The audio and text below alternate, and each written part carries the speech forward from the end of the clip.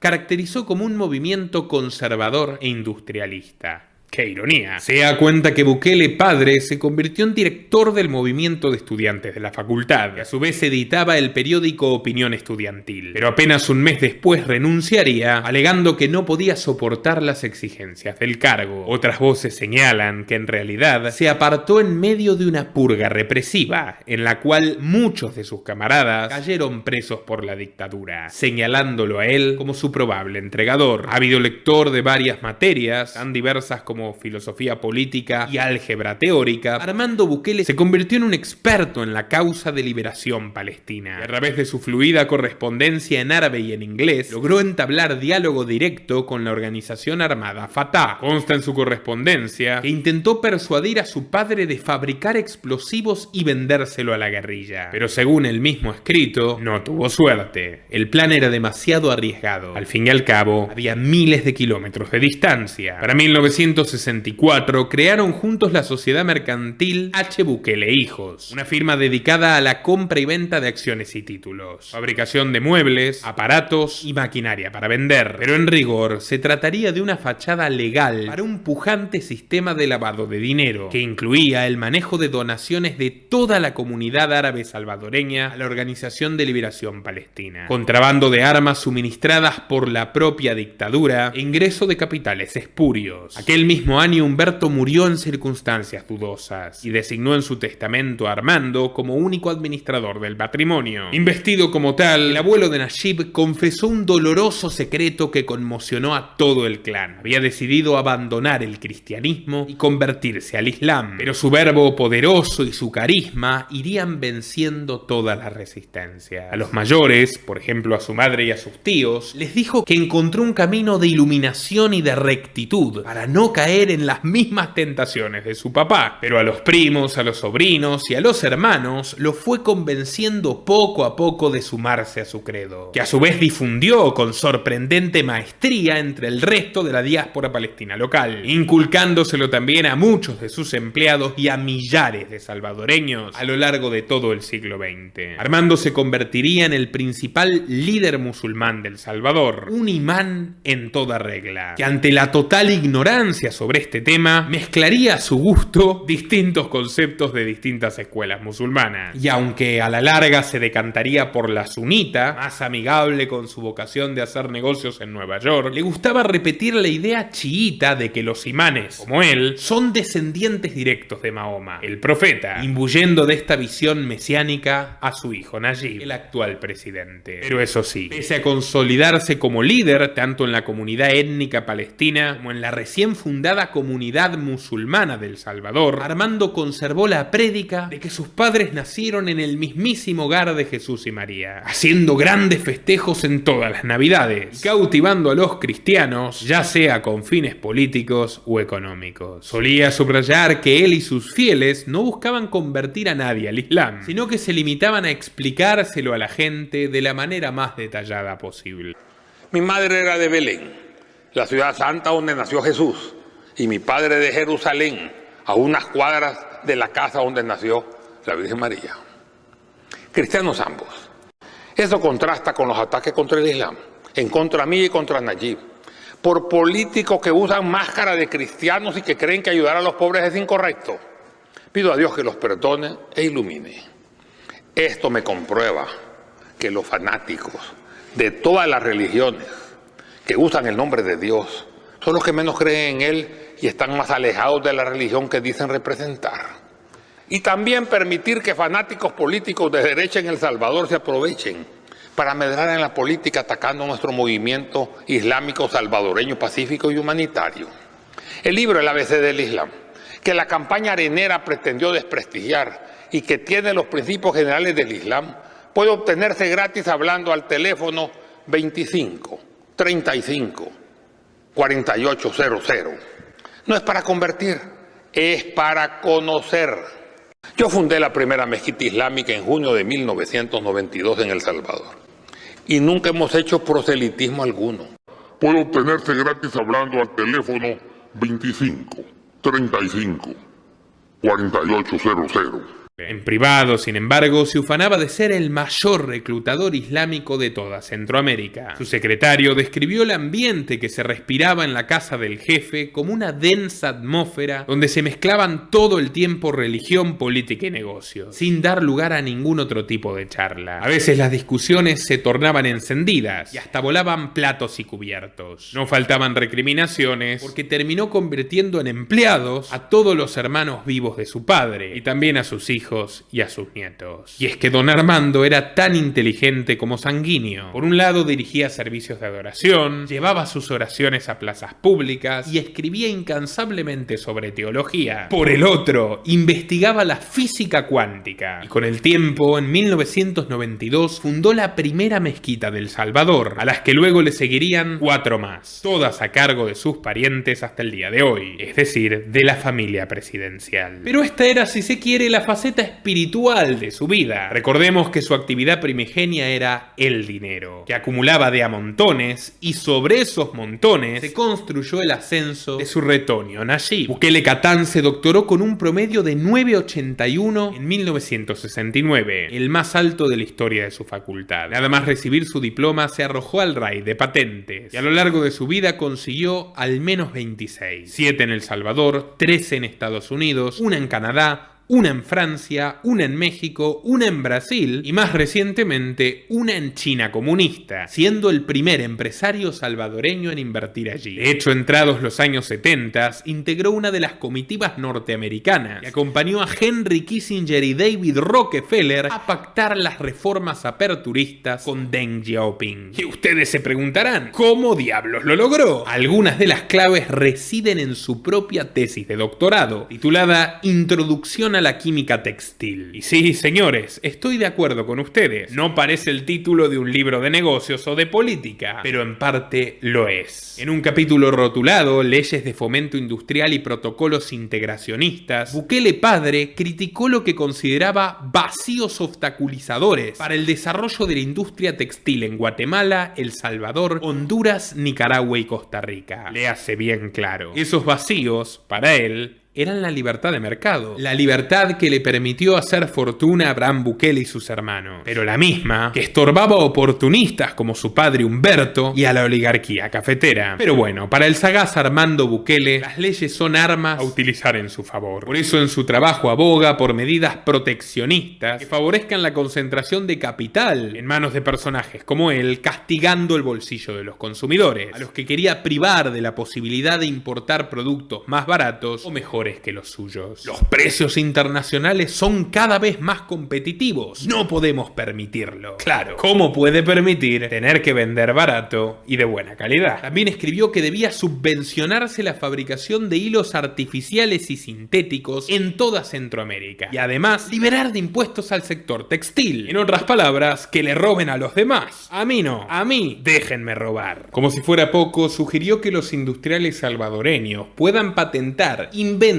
extranjeros en su favor y prohibirle al resto de los ciudadanos de El Salvador y de todo el mercado común centroamericano de aquella época que puedan hacer lo mismo. Ahora, ¿sabes qué es lo significativo de esta tesis? Que puede parecer una lista de un niño caprichoso que pide regalos a Papá Noel. Que en cuestión de meses Armando Bukele logró hacerla realidad. Ítem por ítem, o como mínimo el 90%. Después de 14 años seguidos cortejando y sirviendo a los distintos militares que gobernaron el país, se coronó con un servicio final, motivando a sus numerosos seguidores musulmanes a que peleen como voluntarios en la delirante guerra del fútbol. A su vez, hizo gestiones con la Liga Árabe para conseguir eventuales votos en la ONU a favor de El Salvador. ¿Qué fue la grotesca guerra del fútbol? Recordémoslo.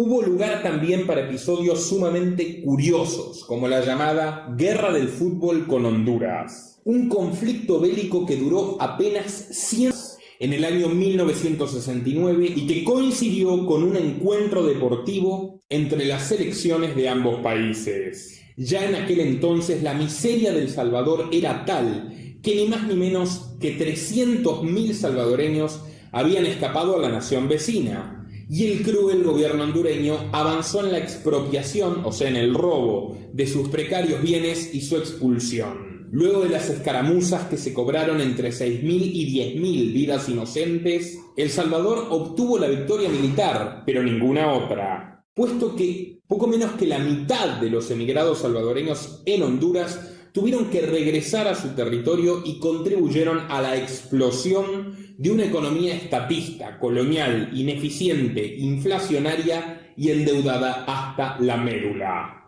Al mejor estilo de William Randolph Hearst, aquel despiadado titán de los medios que generó la guerra entre Estados Unidos y España para vender más diarios. En abril de 1970, el Acuerdo Ejecutivo número 136 le concedió a los Bukele su primera exención impositiva. En agosto recibió un generoso subsidio del Ministerio de Economía y en noviembre había registrado media docena de productos químicos rusos y uno estadounidense como si fueran su creación, de los que sería monopolista absoluto por los siguientes 50 años, no solo en El Salvador, sino también en Honduras, Guatemala, Nicaragua y, escuchen esto, en la Cuba de los Castro. Mientras tanto, los salvadoreños tenían prohibido importar ropa y los márgenes del padre de Nayib se duplicaron, se triplicaron y se cuadruplicaron. Al año siguiente le dieron ingreso libre de materias primas, luego de productos semi-elaborados y envases, más tarde de combustibles industriales, hilos de lana, paños, tela, seda, flores artificiales, bordados, encajes, botones, cintas y aplicaciones, y no sigo porque la lista de productos que él podía importar y la gente no es infinita. Armando fundó Síntesis Química de Centroamérica y a espaldas de sus hermanos absorbería el almacén Norma y la camisería americana. Posteriormente compró cadenas de ferretería, laboratorios farmacéuticos, droguerías industriales y supermercados. Todos sus privilegios provenientes del gobierno y similares a los que recibían otros poquitos magnates como él se pagaron con una expansión criminal del gasto público que creció 200%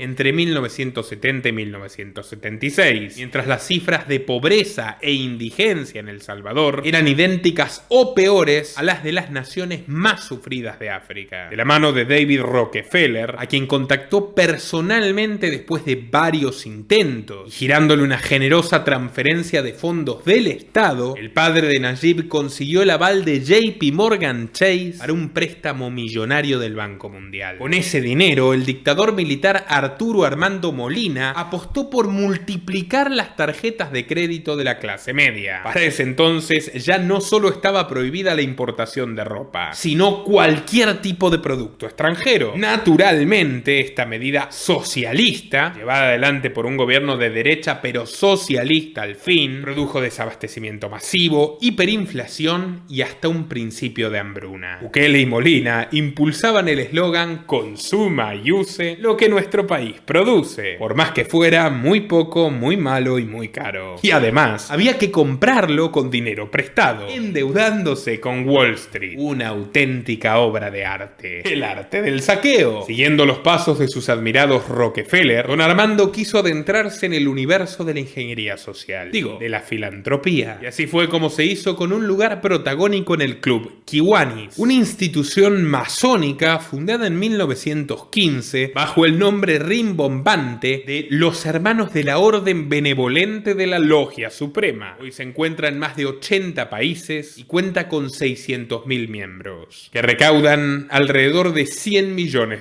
por año. Kiwanis, el nombre actual de la logia, proviene del idioma ojibwe. Se deriva de la palabra Kiwanisi, yo juego con el ruido, una expresión que encarna su hijo Nayib Bukele. El lema de Kiwanis era servir a los niños del mundo, fomentando la regla de oro de las relaciones humanas: hacer todo el bien posible. Pero parece que a don Antonio Bukele se le olvidó cuando un oscuro 30 de julio de 1975 su querida dictadura asesinó a más de 100 estudiantes con una edad promedio de 18 años. En aquella oportunidad, el magnate, que tenía suficiente tiempo libre para ejercer como catedrático en la universidad, avisó a las autoridades que estaba saliendo un contingente de protesta y en simultáneo le prohibió a los empleados de su fábrica que le den asilo a una docena de niños que escapaban de las balas. Pero créanme que Bukele Senior no fue el único en dar la nota. La conducta de Kiwonis no es tan benevolente como su lema. Para erradicar el tétanos materno, en 2012 se unió a UNICEF, la Agencia Infantil de las Naciones Unidas, organización que ha sido denunciada, entre otras cosas, porque sus activistas abusaron de mujeres humildes en el Congo, forzándolas a mantener sus embarazos no deseados para luego robar a los bebés de los cuales no queda ningún rastro. Puedo mencionar el reconocido caso de Peter Newell, que trabajó junto a UNICEF y que de hecho coescribió el manual diplomático que implementa la Convención Universal de los Derechos del Niño. 10 años más tarde fue condenado luego de confesar 5 agresiones graves hacia un menor de 16 años. Filantropía. Sobra aclarar que estos datos los ofrezco dentro de un estricto marco periodístico y educativo, sin ninguna intención de generar estupor ni de herir la sensibilidad de nadie, y desde el más sincero repudio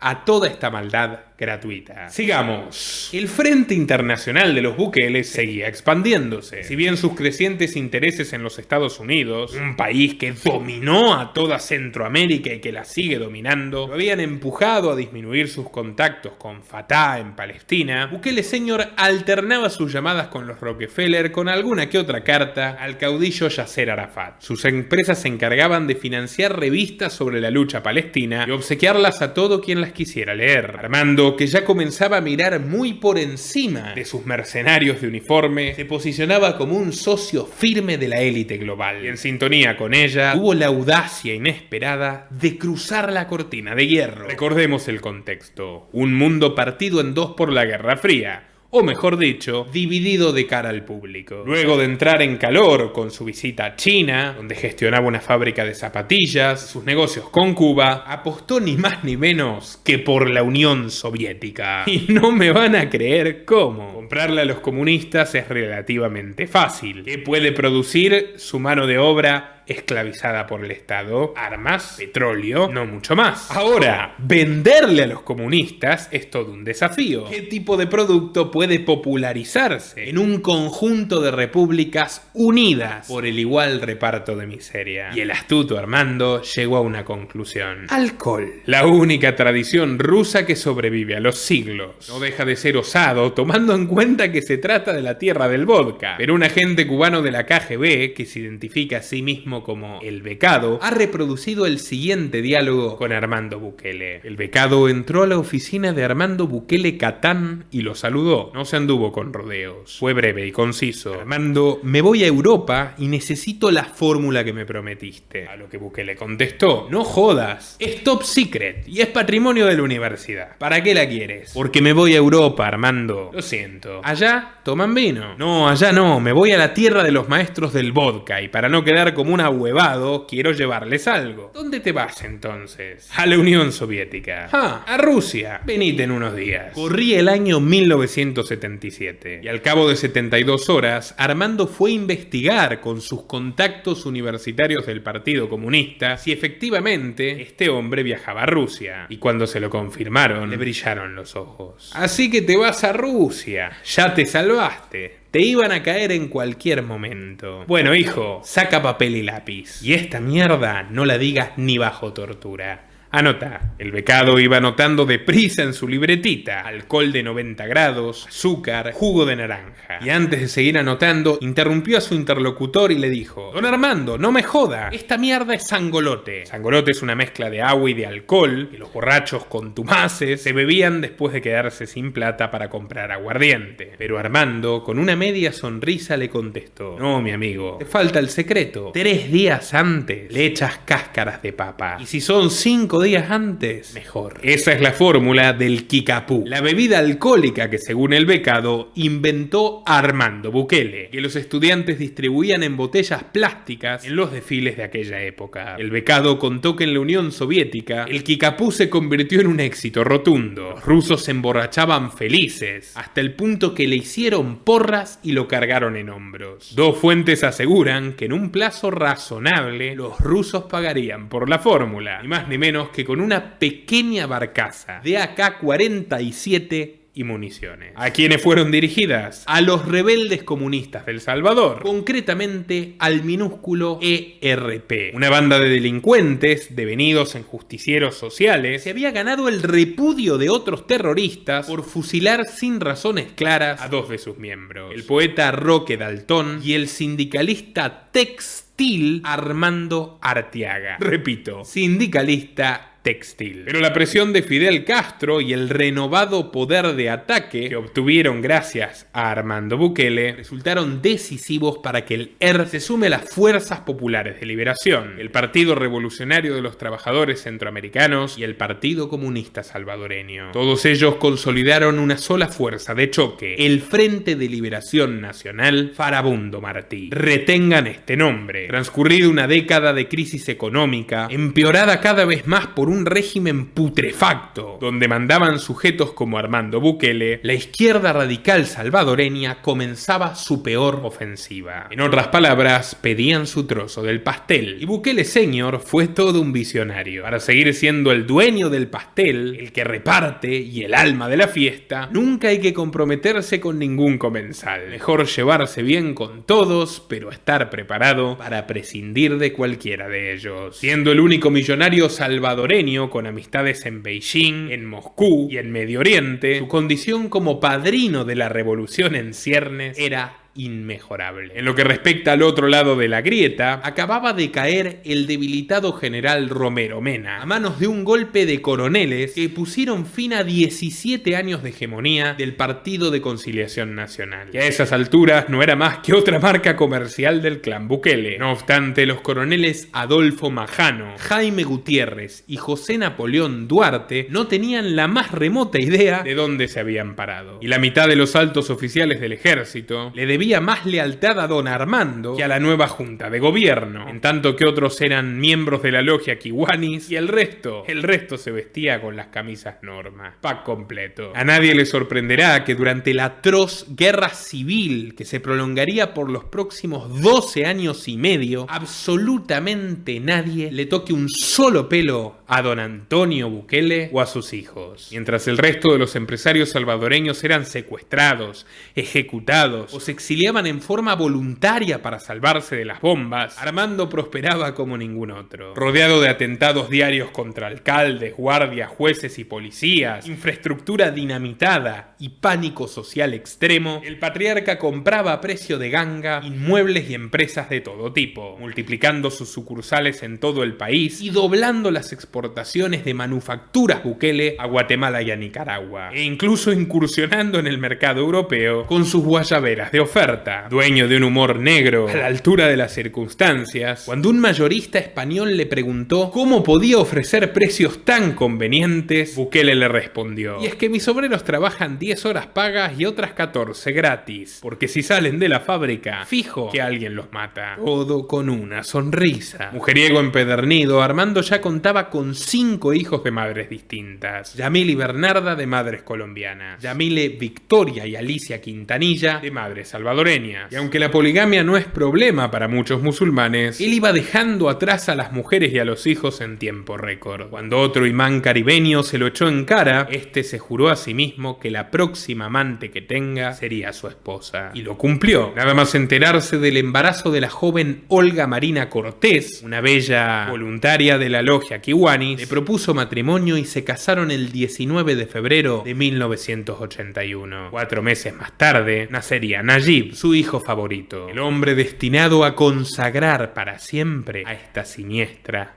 dinastía. Se sabe muy poco de los primeros años de nuestro protagonista, que vivía, cito literal, confinado en una torre de marfil, en contraste a los banquetes multitudinarios que organizaba su papá, donde asistían políticos, jueces, militares, sacerdotes, rabinos, periodistas, actrices y hasta guerrilleros con pedido de búsqueda y captura. No obstante, por distintas razones, había comenzado a ocultar su condición de islamista. Don Armando llevaba varios años realizando los rituales a puerta cerrada. Si le preguntaban qué era su Corán, contestaba la Biblia en árabe. En lo que respecta a Najib, no fue ni el primero ni el último de su prole, tampoco el más aplicado en sus estudios ni el que mejor se portaba. Una niñera que trabajó durante una temporada en su casa de la infancia lo describe como un rebelde sin causa que ansiaba con todas sus fuerzas salir al mundo exterior. No tenía amigos, pasaba mucho tiempo con los trabajadores domésticos y amaba la tecnología tanto como detestaba las enseñanzas morales de sus padres. Armando consentía todos sus caprichos, desde una consola de videojuegos de esas de los años 80 hasta una computadora en su dormitorio. Toda una novedad para la época, excepto uno, el de permitirle una mayor vida pública, ya que lo veía irascible, violento y demasiado indisciplinado, temiendo que perjudique a la imagen de la familia o que se meta en problemas. Sin embargo, tenía un vínculo especialmente estrecho con él, basado en un solo aspecto de su personalidad: la ambición. Armando veía en sus ojos la misma sed de poder que habitaba en él. A finales de los 80, tras una década de guerra civil extenuante entre dos bandos con los que se entendía, Bukele Sr. comenzó a sentirse paranoico. La administración de Reagan lo marcó como un tipo problemático, y los terratenientes cafelateros, muy castigados por la sanguinaria confrontación, recuperaban su poder en una sociedad diezmada, con emigración masiva, pobreza extrema y cada vez menos ciudadanos con la posibilidad de comprarse algo tan básico como una camisa. El café volvía a ser el centro de sus vidas y el único producto de exportación. Para peor, la guerra se desplazó de la selva a la ciudad.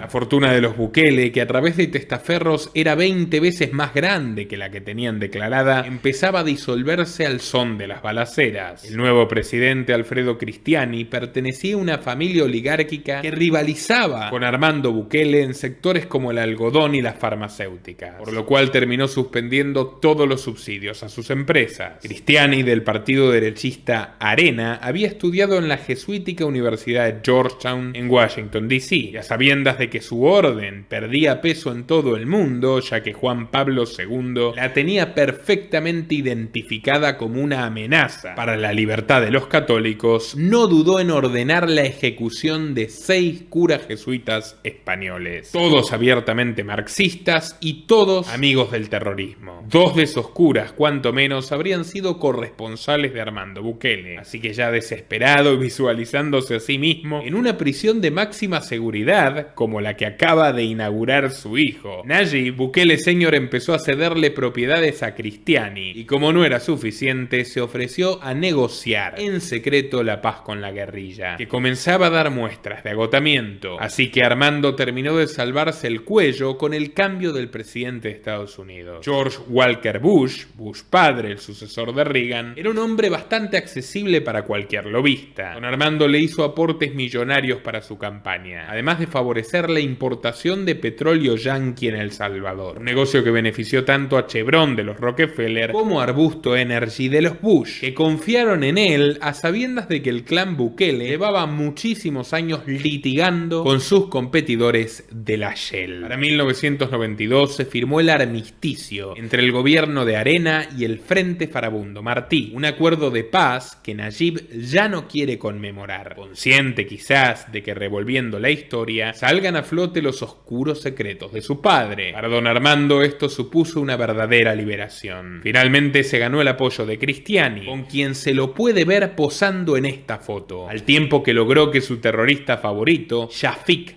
Handal, un salvadoreño palestino, pase a liderar el naciente partido político de la izquierda desarmada, con el mismo nombre de la guerrilla extinta, Frente de Liberación Nacional Farabundo Martí. Para que quede bien claro dónde se inclinaba su corazón, Armando se afilió al FLNF y más tarde pondría a Najib bajo el ala protectora de Handal, financiando todas y cada una de las campañas electorales de la izquierda hasta el último día de su vida. Así que su preocupación principal, con la casa en orden orden volvía a ser su hijo díscolo. A sus 15, Nayib le aseguró a sus compañeros de escuela que en un paseo por el campo se encontró un cráneo, el cual Hamlet lo guardaba celosamente en su habitación. A cambio de que deje de hacer este tipo de comentarios que escandalizaban a los maestros, Armando le compró una guitarra eléctrica Gibson con su nombre tallado en caoba. Para agradecerle el regalo, Nayib comenzó a aprender canciones satánicas, como Helter Skelter de los Beatles, Sympathy for the Devil de los Rolling Stones, The Number of the Beast de Iron Maiden y Hotel California, que versa sobre el excéntrico Anton LaVey, fundador de la iglesia de Satán de San Francisco, que tenía de mascota un leopardo negro llamado Zoltan. Nayib Bukele hacía vibrar las paredes de la casa paterna con estas melodías diabólicas, perturbando a Armando para que no pueda escribir sus libros religiosos en paz, pero después se fue aburriendo de estas maldades juveniles y se esmeró en mostrarle al mundo su talento como artista. En el 98, en un evento musical de la escuela secundaria, con un jean agujereado y la cara repleta de granos, Nayib tocó su torpe guitarra ante un auditorio repleto de alumnos. Ni siquiera había terminado la primera canción cuando tuvo que detenerse, porque los abucheos eran abrumadores. Ante la ola de chiflidos y burlas, arrojó su guitarra al suelo con toda la furia y nunca más la levantó. Aquella frustración juvenil le hizo entender que nunca sería un rockstar en la música, pero tal vez podría cumplir con los deseos del viejo, convirtiéndose en un rockstar de la política. Y ahí sí que no se equivocó. Un año después iniciaba ciencias jurídicas ni más ni menos que en la Universidad Centroamericana José Simeón Cañas, la UCA del Salvador, dirigida por la Compañía de Jesús y el sitio exacto donde Cristiani fusiló a los curas. Pese a su falta de respeto a un principio elemental de los jesuitas, la obediencia, Nayib no tardó en simpatizar con sus habilidades manipulativas. Aprendió muchísimo sobre el control psicológico y social y agradeció los favores, liderando una persecución contra Cristiani, ahora que es presidente, por la muerte de los curas en los años 80. Una persecución que de hecho ha llevado a Cristiani, ya anciano, a profugarse, probablemente camuflando su identidad en el interior de Italia. Pero bueno, es curioso que otro autócrata muy cercano en términos geográficos a Bukele, Daniel Ortega, también haya estudiado en la misma casa de estudios, en la UCA Jesuitas, pero de Managua. Es que esta universidad, que fue una verdadera panacea para el farabundo Martí de El Salvador, también lo fue para el sandinismo en Nicaragua. De hecho, el padre jesuita Fernando Cardenal, ese rector del instituto, lideró las tomas estudiantiles donde se dieron huelgas de hambre para protestar contra el régimen del dictador anterior a los sandinistas, Anastasio Somoza. Un muchacho que gozaba de arrojar a los presos políticos a un pozo para que se los devoren serpientes y leones. Sí, eso es así. Pero bueno, recordemos también que a mediados de los 60, Ernesto Castillo, profesor de Derecho, fue a Roma en representación de la UCA con el propósito de entrevistarse con el padre general de los jesuitas, el Papa Negro, el Vasco Arrupe. Así se fueron amalgamando el Frente Sandinista y el llamado Movimiento Cristiano Revolucionario, con un buen número de jóvenes que venían de la clase media alta y que en Nicaragua encontraron su espejo en personajes como Daniel Ortega y Fernando Cardenal. Y aquí pueden ver de rodillas, pero con un gesto burlón, ante la furia de Juan Pablo II, hastiado de los jesuitas y su relación carnal con los terroristas. Ya lo he contado alguna vez. Estuvieron detrás de la creación de ETA en España, de los montoneros en Argentina, de los tupamaros en Uruguay. Fundaron personalmente el Ejército de Liberación Nacional de Colombia y México y bueno, etcétera, etcétera, etcétera. Pero ya nos tocará hablar de Nicaragua. Haremos muy pronto un documental si nos convencen dando like y compartiendo en todas sus redes y grupos. Retomando el sendero de Nayib, no llegó a terminar la carrera de leyes porque detestaba con todas sus fuerzas el esforzoso trabajo de estudiar. Así que prefirió pedirle un empleo en el mundo real a su padre Armando, que por entonces comenzaba a interesarse en los medios de comunicación y se encontraba diseñando los bocetos de un programa que él mismo presentaría, llamado Aclarando Conceptos. Y ya que hablamos de jesuitas, hago una mínima pausa para recomendarte mi último informe sobre el Papa Francisco, líder espiritual de la progresía moderna. Después de un año entero insistiendo en su renuncia ya inevitable, ha cambiado de opinión de manera drástica tras un pacto muy pero muy oscuro con un cardenal corrupto que él mismo metió en la cárcel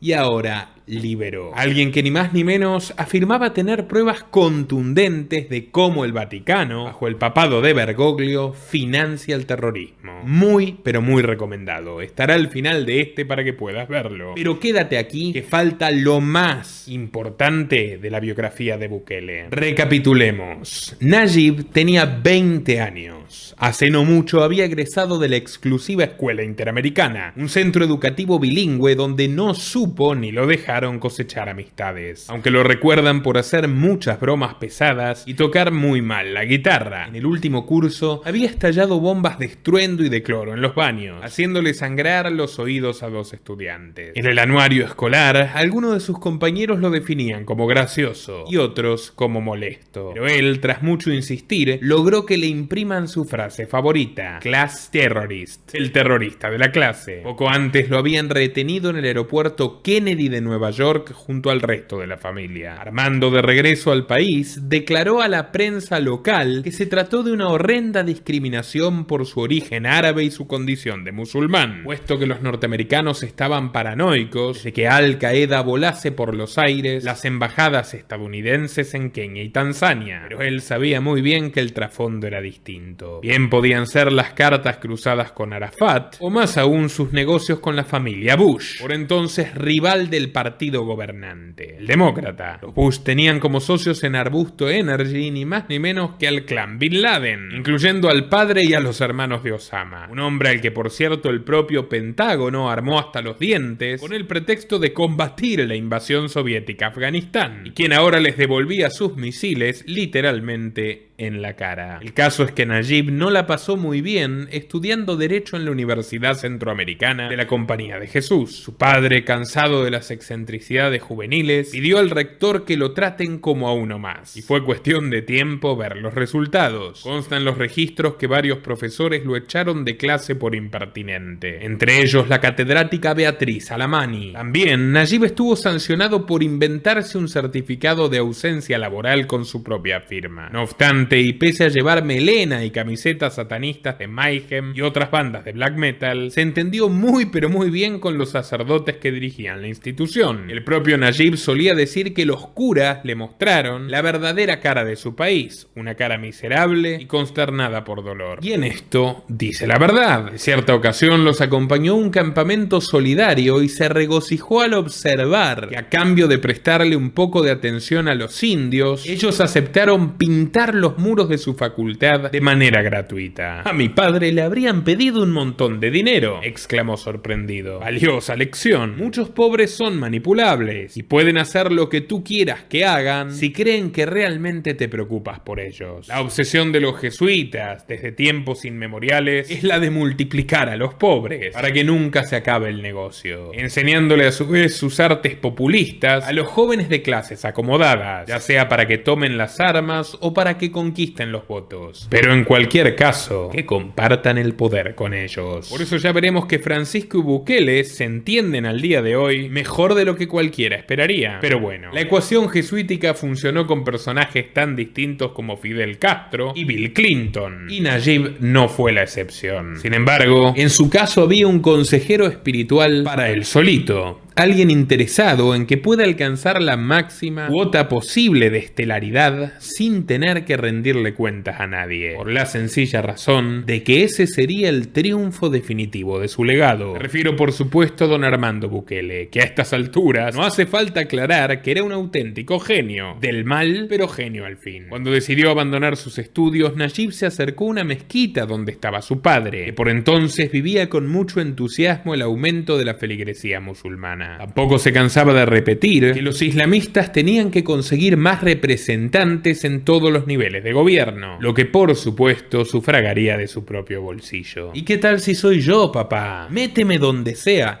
Yo seré tu candidato y trabajaré para vos. Según cuentan testigos de la charla, el patriarca contuvo su sonrisa, miró muy serio a su hijo y le explicó algunos aspectos fundamentales de una buena estrategia. Hijo, vos serás algún día presidente, pero por mi experiencia no tenés que desgastarte antes de tiempo. Empezar de concejal o diputado es para hombres a los que un árbol les tapa el bosque. Lo primero que tenés que aprender es cómo funciona realmente el poder, detrás de las bambalinas, paciencia. El día que les conozcas a todos sus trapos sucios, cuando ya nadie pueda agarrarte de las bolas como me hicieron alguna vez a mí, ese será tu momento para dar el salto. Para eso no te cases con ningún partido. Aunque ahora estemos con la izquierda, nunca hay que dejar de depositar un billetito en la derecha. Todos los caminos tienen que estar abiertos y para gobernar tenés que romper esa barrera antes. Porque mandar con medio país en contra es muy difícil. Y si además estás rodeado de víboras esperando a que te tropieces, es imposible. Vos tenés que ser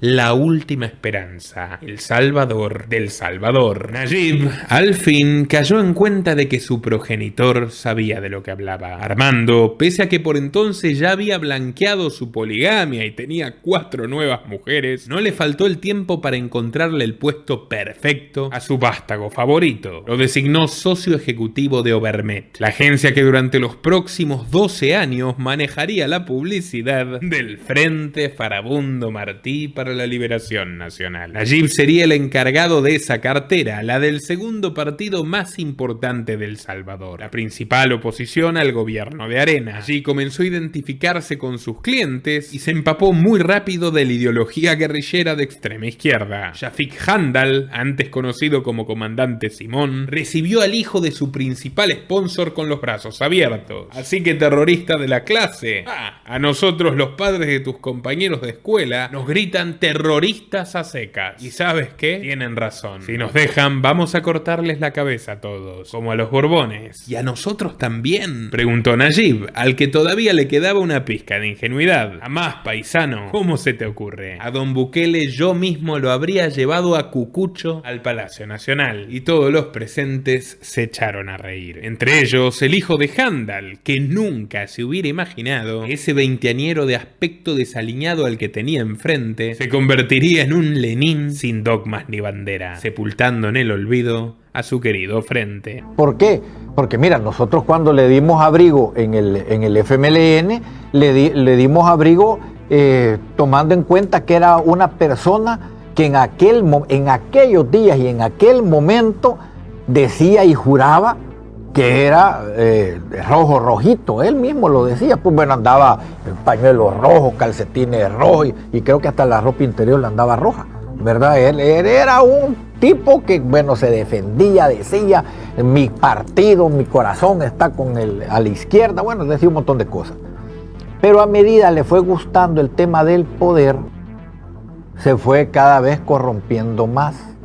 Nayib cambió las camisetas metaleras por las del Che Guevara y se paseaba por los pasillos de la agencia con un celular en cada mano, de esos Motorola armatoste del tamaño de un ladrillo que solían usarse por aquellos tiempos. Se jactaba de ser el primer salvadoreño con 2 líneas de teléfono móvil a su nombre. Su primer gran encargo fue idear una campaña contra la dolarización de la economía, la medida principal del presidente Flores. Bajo la consigna de defendamos al Colón y a nuestra soberanía, Bukele organizó un meeting para Shafik donde aspiraba a lanzar su candidatura a la presidencia de 2004. Convencido de que los jóvenes no leían los diarios, Nayib implementó una novedosa táctica. Puso a 200 muchachos a repartir folletos que imitaban un billete del dólar. Pero a su vez, cada volante tenía un agujero en el centro con la forma del Salvador. La consigna era Colón igual soberanía. Es tu nación, es tu moneda. Irónico viniendo de quien 20 años más tarde haría del Bitcoin la divisa nacional. El caso es que la convocatoria fue un fracaso absoluto. En los barrios carenciados donde había más jóvenes en las calles, muy pocos habían visto algún dólar en su vida. Y a su vez su mayor preocupación no era la economía, sino la creciente inseguridad. Pero en esas épocas, Nayib y su partido pregonaban lo que ahora critica: derechos humanos para los delincuentes comunes. Y tiene todo el sentido porque, aunque quizá te sorprenda, él ya era uno. Nayib había descubierto un universo tan apasionante como desconocido: las noches de pachanga. Tal fue su fascinación con las promiscuas veladas en la zona rosa de la capital, que decidió hacerse con el control de una discoteca elitista. Le cambió el nombre de Marios a Code, código, en inglés. Su intención, entre otras, era ofrecer orgías exclusivas para los miembros jóvenes de la logia Kiwanis, a la que por supuesto se unió siguiendo los pasos de su padre. Y por cierto, la integra hasta hoy. Los invitados a Code debían presentar una contraseña a los guardias para que los dejen entrar. Nadie ignoraba que el local, su sitio favorito desde que se hizo mayor de edad, ya era un renombrado punto de venta de drogas. Pero la administración de Najib no cambió esta tendencia, por el contrario, la empeoró. Y ya lo veremos más adelante, es la misma suerte que corre El Salvador. Las sustancias circularon con más y más fuerza. Y yo como libertario no tengo nada en contra de que los adultos vendan y compren lo que quieran, pero el problema es que se retiraron los controles de calidad. En otras palabras, no entraba cualquier persona, pero sí entraba cualquier cosa. Por esa razón, 2 chicas de 23 y 26 años murieron intoxicadas en el hospital horas después de bailar en Code, donde ingirieron unas dudosas pastillas de éxtasis. La denuncia hecha por sus padres quedó en la nada. Ni siquiera se realizó la inspección de rigor porque el alcalde de San Salvador en aquel momento era Héctor Ricardo Silva, miembro del Frente Farabundo Martí y beneficiario de donaciones periódicas de don Armando Bukele. Las malas lenguas sueltan que no se trató de un desafortunado accidente, sino que las 2 chicas fallecidas sabían más de la cuenta sobre lo que allí ocurría, pero en cualquier caso se llevaron el misterio a la tumba. Las elecciones de 2003 fueron un test de estrés para Nayib Bukele. Agobiado por las obligaciones, el joven publicista solía quedarse dormido en el comité de campaña. Si bien con su retórica envolvente y seductora había convencido a muchos camaradas de que la victoria era un hecho, los resultados estuvieron muy por debajo de lo esperado. El candidato conservador Elías Antonio Saca se hizo con la presidencia con un aplastante 58% de los votos, 23 puntos adelante del viejo Handal, que a sus 75 años de edad no pudo soportar otra derrota. Moriría de un infarto semanas más tarde. Según Shafik Handal, hijo, su progenitor se hizo una amarga autocrítica en sus últimos días. Había confiado en los Bukele durante 30 años y en varias oportunidades rozó con la punta de sus dedos la cima del poder. No obstante, nunca lo conseguía, ni por vías militares ni por vías democráticas. Una extraña fuerza lo empujaba hacia abajo en el último momento. Y tal vez, solo tal vez, esa fuerza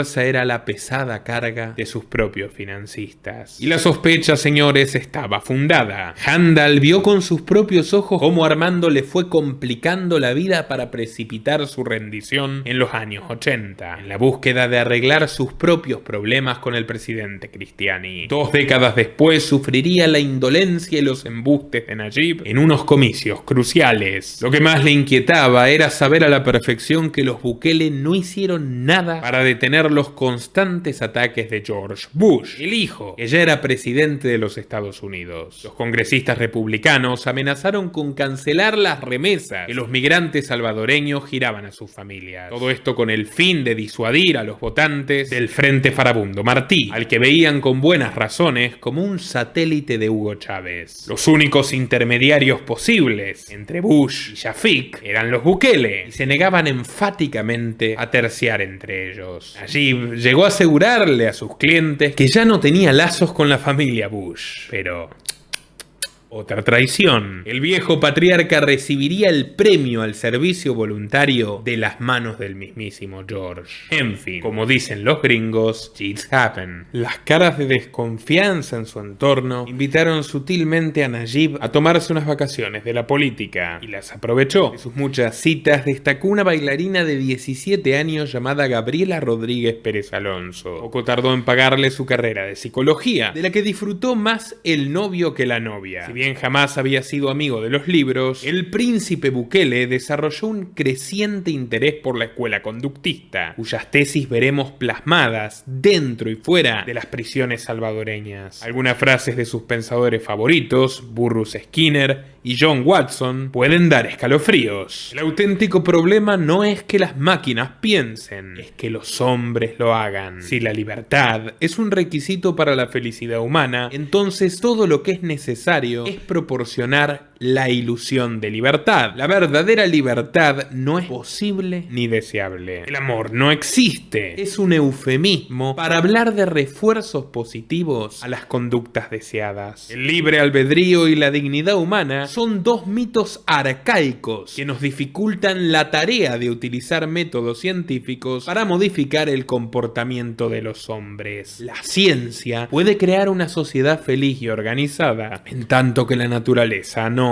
No me interesa la conciencia si no puedo hallarla en un tubo de ensayo. Los hombres se construyen, no nacen. Dame un bebé y te demostraré que puedo convertirlo en obrero o en artista. Voy a hacer de él, si me lo pides, un criminal, un pistolero o un demonio. Las posibilidades de formarlo en cualquier dirección son infinitas. Podríamos dedicarle un documental entero a estos dos pájaros, los psicólogos conductistas, que no se limitaron a escribir bellas palabras, sino que también las pusieron en práctica a través de experimentos crueles en humanos, incluyendo niños. Pero como el tiempo apremia, sigamos con Najib. Amante de la adrenalina, su pasión por las motos lo condujo a un nuevo capricho. Con 25 años y tras mucho insistir, su padre le montó la principal concesionaria de Yamaha Motors. La empresa estuvo envuelta en polémica al demostrarse que informaba incorrectamente las emisiones de combustible, un hecho que puso en peligro la vida de sus usuarios. Consultado por el tema, el enfant terrible le dijo a la prensa gráfica que mientras las personas comunes son controladas por el miedo, a los motociclistas como él les gusta vivir al límite. En la misma nota, bastante pintoresca, Bukele expresaba su defensa hacia el proletariado, en sus términos, la fuerza bruta de los humildes trabajadores, aunque se negó a contestar por qué ninguna de sus propias compañías permitía que ninguno de los 300 empleados accedan a sindicalizarse, ni la discoteca, ni la agencia publicitaria, ni la concesionaria de motos. Bukele es un maestro del groucho marxismo. Si no te gustan mis principios, tengo estos otros para ofrecerte. Aunque Shafik Handal Jr. seguía mirándolo de reojo, el resto de la familia del Frente Farabundo Martí volvió a convocar al publicista pródigo, empezando por la hermana de Shafik, Erlinda Handal Vega. Varios años antes había regresado de la Cuba castrista en el avión privado de Armando. Juntos se asociaron en un laboratorio privado de investigación química. Síntesis de Centroamérica. El periódico Miami Herald señaló que esta era una posible fuente de lavado de dinero del régimen. Lo cierto es que Najib y dos de sus hermanos viajaron a Cuba en abril de 2006. Regresaron junto a 5 médicos cubanos que habrían servido por tiempo indeterminado en el laboratorio y en el centro de atención psicosocial de su pareja, la actual primera dama de El Salvador. Una década más tarde, Bukele lloraría la muerte de Fidel Castro, a quien comparó con Nelson Mandela y despidió por Twitter. Ahora que se proyecta camaleónicamente como el líder de la nueva derecha latinoamericana, borró las publicaciones, pero Najib, lo siento mucho, el archivo no perdona. Oficialmente afiliado al FMLN, Najib emprendería una discreta visita a Venezuela. Quedó cautivado por el despliegue propagandístico de Hugo Chávez, al punto que le dijo a su asistente personal que no estaba seguro si el líder que tenían enfrente, gesticulando desde el escenario, realmente había sido militar de carrera, pero con certeza se trataba del mejor publicista de todo el continente. El programa televisivo de Chávez, Aló Presidente, que podía tornarse en jornadas perpetuas de delirios infinitos, fue un ejemplo inspirador para Bukele. Comprendió que había una manera directa de contactarse con el pueblo llano, como decía Chávez, sin intermediarios ni formatos molestos que entorpezcan la bajada de línea. Ya lo dijo Skinner, el problema es que las personas piensen. Así que ni entrevistas ni debates, ni siquiera conferencias, monólogos. Monólogos sensacionalistas, monólogos que dejen huella, que hagan reír, que hagan llorar o incluso que hagan odiar. Pero lo importante es que entretengan. La clave de la manipulación de las masas es cultivar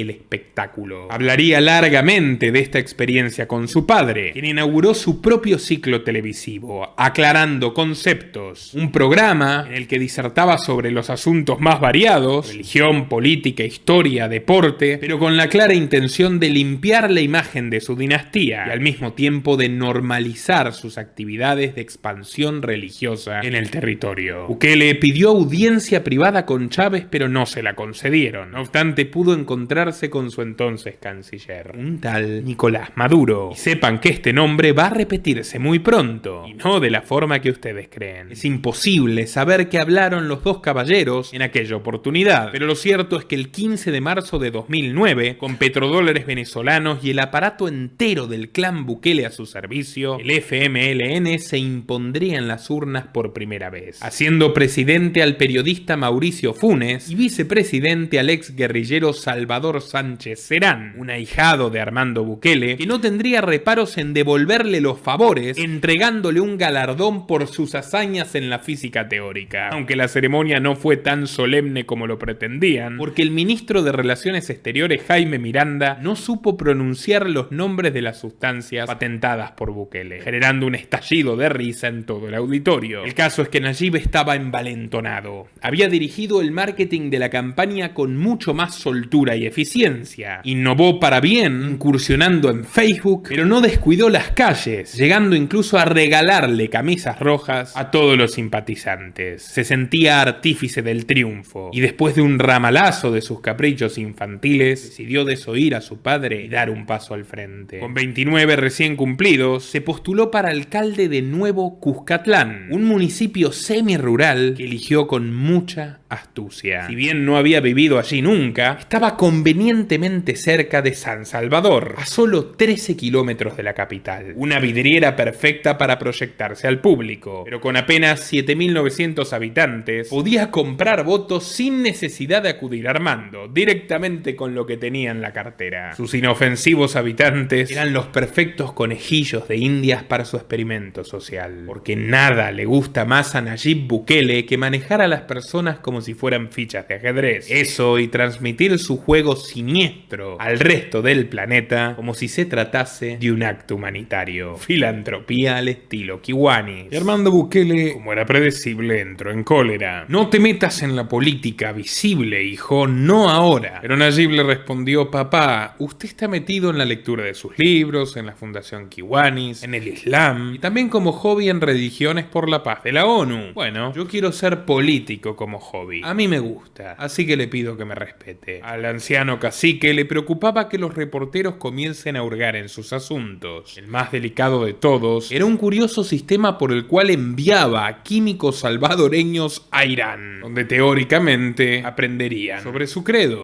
Durante 10 años fui miembro de la Iglesia Musulmana en El Salvador. Allí conocí a Nayib Bukele y soy testigo que es musulmán, porque compartí con él y su familia todas las celebraciones del Islam, a tal grado que me enviaron becado a estudiar el Corán a la República Islámica de Irán.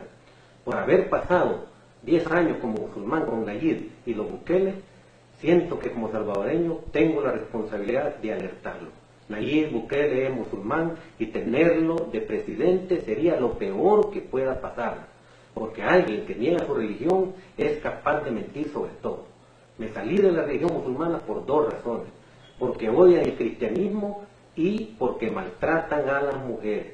Soy cristiano de nuevo, y mi forma de pedirle perdón a nuestro Señor Jesucristo es quitarle la venda de los ojos con mi testimonio al pueblo salvadoreño. Este mensaje es para vos, Nayib, que sabes árabe como yo. Autubillahi minashaitani rajim, bismillahir rahmanir rahim.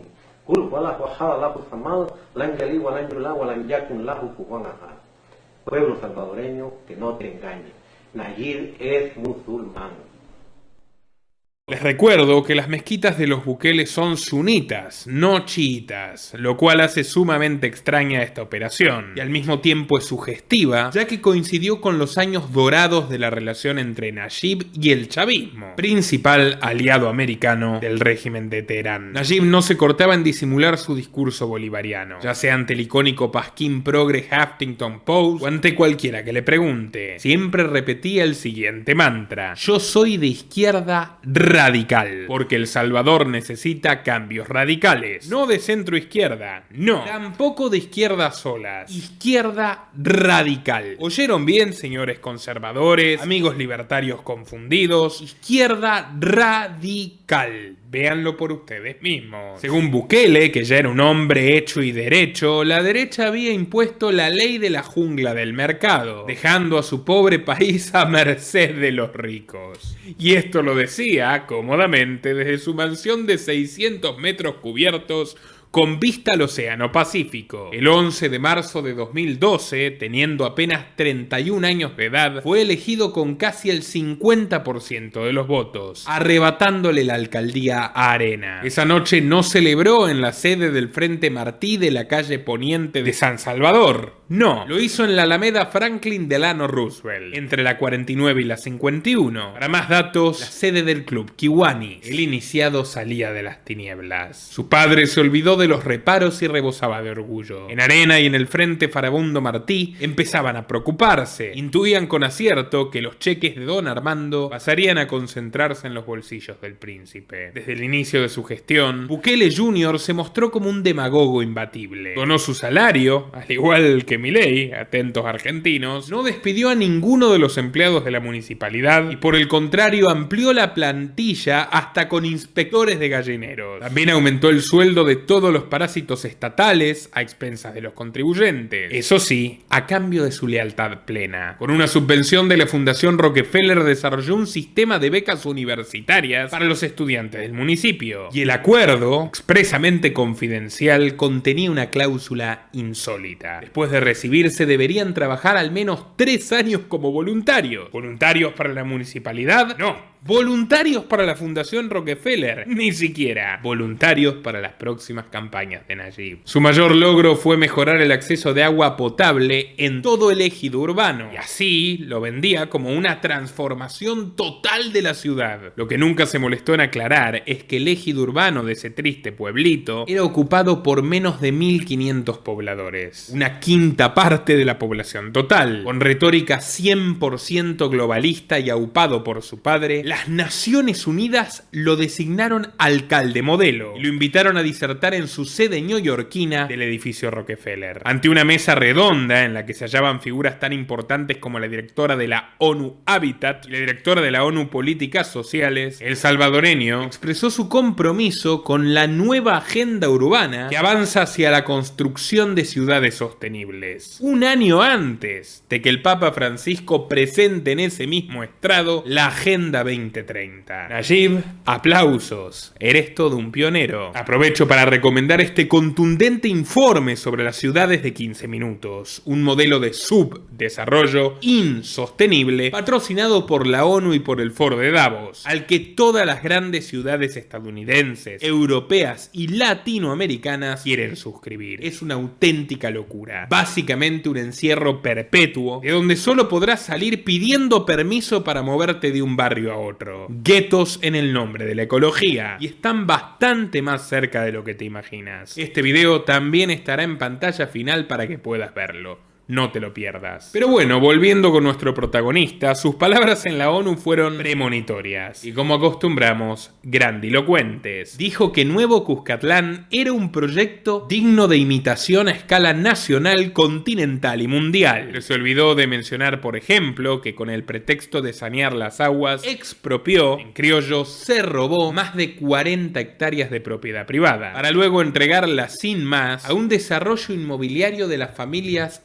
Salume y Menéndez, oligarcas con pinches de su padre. También precarizó la recolección de basura, que antes recaía en carreros modestos pero eficientes. Decidió quitarle su fuente de sustento, prohibiendo el uso de caballos a través de una ordenanza. Y al que se atreviera a protestar lo mandaba a apalear con matones. Muy parecido a lo que hace hoy con los periodistas. Así fue como le entregó el negocio de la basura en forma monopólica al llamado zar de San Salvador, Enrique Raiz, en sociedad con el dirigente dirigente comunista y cofundador del ALBA de Chávez, José Luis Merino, la crème de la escoria. Mientras tanto, y por pedido expreso de su padre, Nayib comenzó a ocultar su verdadera fe. En un país donde la inmensa mayoría de los salvadoreños son católicos practicantes, decidió engañarlos y decirles que desde su más tierna infancia le rezaba a Jesús. Además, aprestó a casarse por iglesia con Gabriela después de 12 años de concubinato. El periodista Paulo Luers cuenta que Bukele hizo el hazmerreír en su propia boda, persignándose al revés. Pero bueno, tal vez no fue un accidente, tal vez le estaba haciendo una venia a Jehová Satanás, el ídolo de su adolescencia. El Heraldo de México sacó a relucir fotografías que lo muestran en ceremonias mahometanas. Y estas mentiras no tienen perdón de Dios, ni de Alá, ni de Thor. En su apogeo populista, Nayib comenzó a tomar créditos con el Estado Nacional para repartir canastas alimentarias a los ancianos. ¿Por qué? Porque tenía que evitar que los titulares muestren que se morían de hambre. Al confiscarle sus caballos, muchos de ellos no podían salir de sus humildes casitas a hacer compras. Solo les quedaban sus gallinitas y sus cultivos estacionales, mientras las patotas de Bukele se comían a los caballos en barbacoas. Ya ven, el inventor de las ciudades de 15 minutos. Debería patentarlas. También promocionaba el emprendimiento feminista mediante una marca municipal de artesanías, donde tenía trabajando a mujeres de entre 10 y 83 años. Y la mayoría de los productos se vendían al doble de precio en las farmacias, mercados y hoteles de la familia Bukele. Un sistema autosustentable, nunca mejor dicho. Y ustedes se preguntarán cuántos financistas puede conseguir un alcalde treintañero de una pobre aldea que es más pequeña que Macondo, un lugar donde este tiranzuelo tropical hablaba de progreso y ni siquiera tenían línea telefónica. Bueno, tranquilos, siempre hay lugar para uno más. Toda su plantilla de colaboradores más estrechos, incluyendo a su consejero senior Pedro Pablo Dumas, se vieron beneficiados por media docena de préstamos de millones de dólares provenientes de Alba Petróleos, la filial salvadoreña de PDVSA, el monopolio estatal venezolano. La consultora independiente IBI estableció que Alba Petróleos lavó al menos 1.000 millones de dólares robados a los venezolanos a través de mecanismos de préstamo a particulares que nunca los devolverían. Un reporte indicaba además que las fuerzas criminales que idearon este esquema siguen teniendo una influencia importante en el gobierno nacional de Bukele. Y un ejemplo es Merino, alias Ramiro Vázquez, un excomandante terrorista del FMLN. Tal como lo oyen, el principal padrino extranjero de Nayib Bukele, quien impulsó el comienzo de su carrera política, quien pagó las cuentas antes que nadie, fue Nicolás Maduro Moros. Y en la siguiente entrega les explicaremos por qué eso no fue ni un accidente ni un error,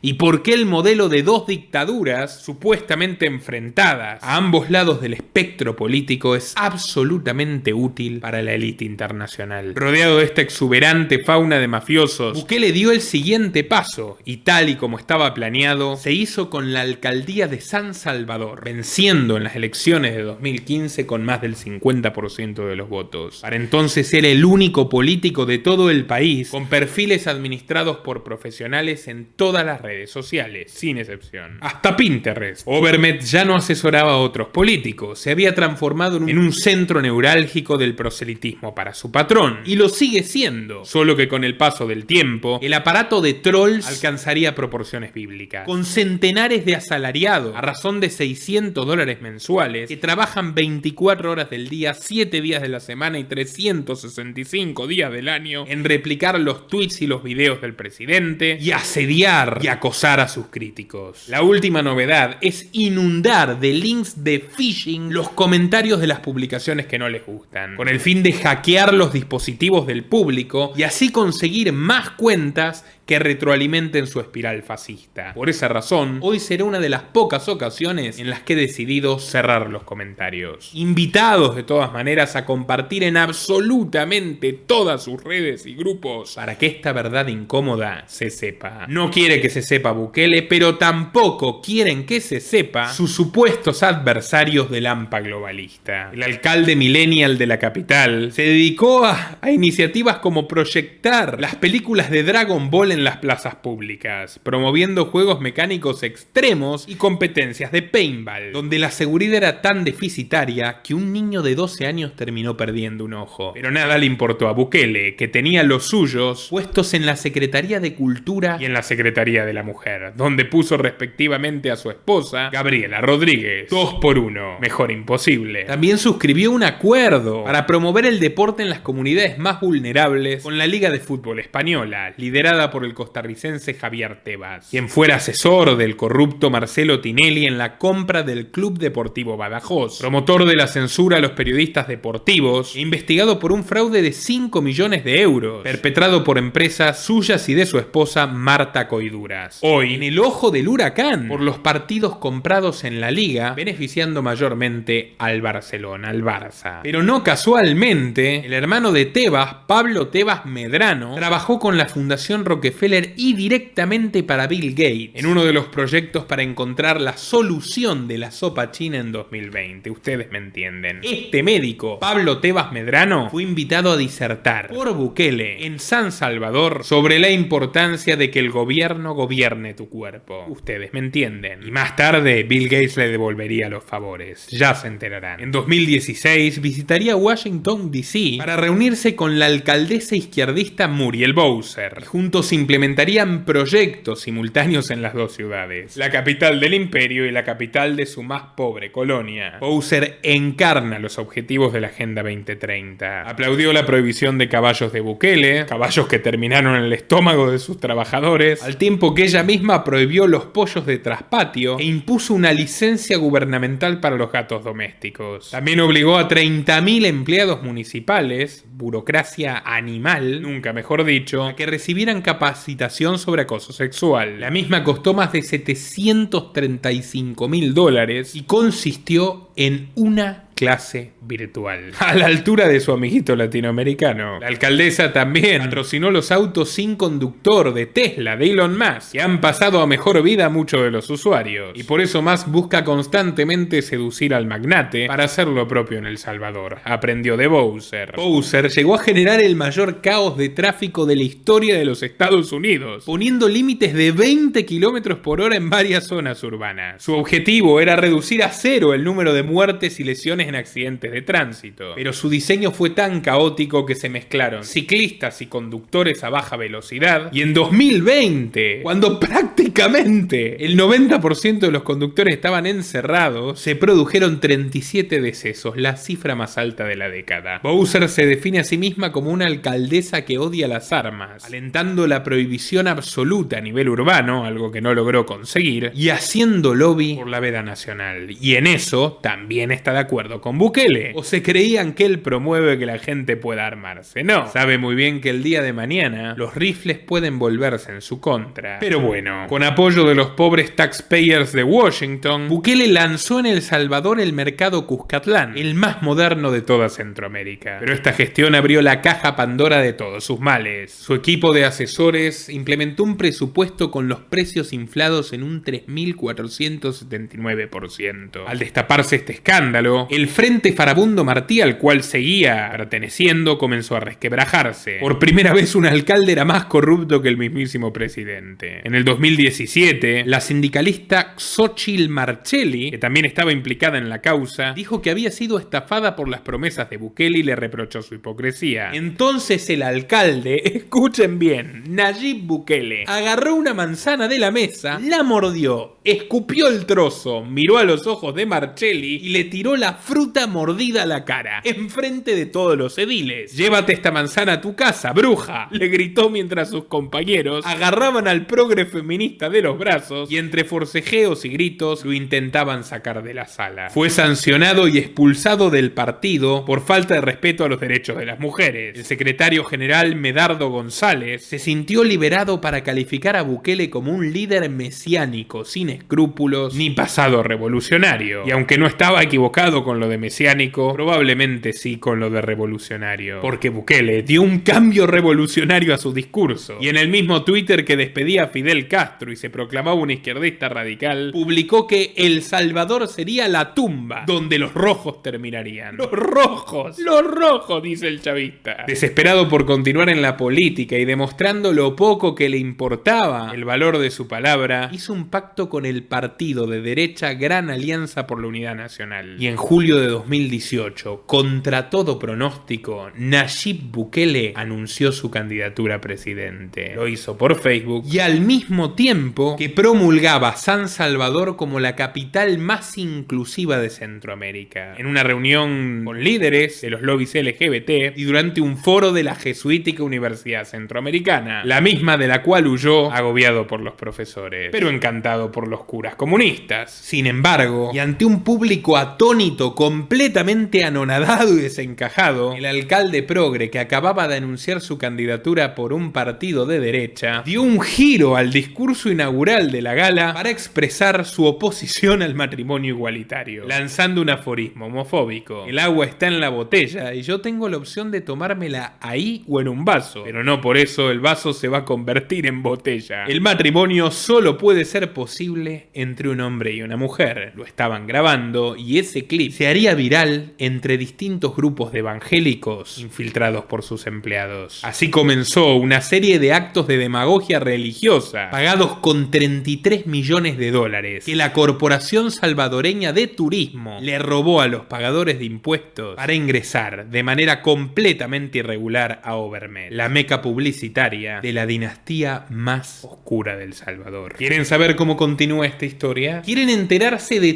todos los secretos de la presidencia de Nayib Bukele? Les puedo garantizar que este hombre no ha cambiado un ápice en los últimos años. O mejor dicho, ha cambiado absolutamente todo, pero para mal. En esencia, sigue siendo exactamente el mismo que les retraté hoy. Los invito a compartir este primer documental en todas sus redes y grupos y a suscribirse a mi canal dando clic en el botón rojo y en la opción de activar todas las notificaciones para no perderse ninguno de nuestros informes exclusivos. Y por supuesto la segunda entrega. También lanzaremos muy pronto un documental sobre la mafia sandinista y el rol de Francisco, la ONU y Washington en la Nicaragua de Ortega. Los invito a pasar por los videos recomendados, a apoyarnos desde tan solo $2 por mes a través de los links que figuran en la descripción de este video, y agradecido por su tiempo, me despido hasta la próxima.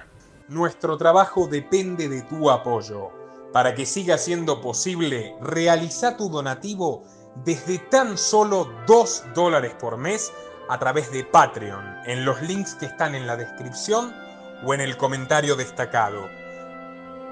También podés hacerlo a través de la opción Unirte de YouTube, y si estás en Argentina, con el medio de tu preferencia a través de Mercado Pago.